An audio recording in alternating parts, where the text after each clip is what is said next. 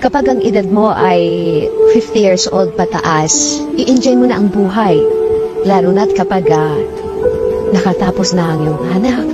Tapos na yung paghihirap mo na yung malakas ka pa upang sila makaipon, upang itaguyod yung mga responsibilidad na meron ka.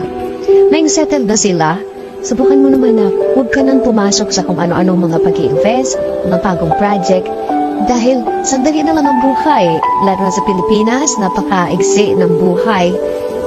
Pilitin mo na yung mga natitirang mga taon ay ikaw naman ang asikasuhin mo, yung sarili mo naman.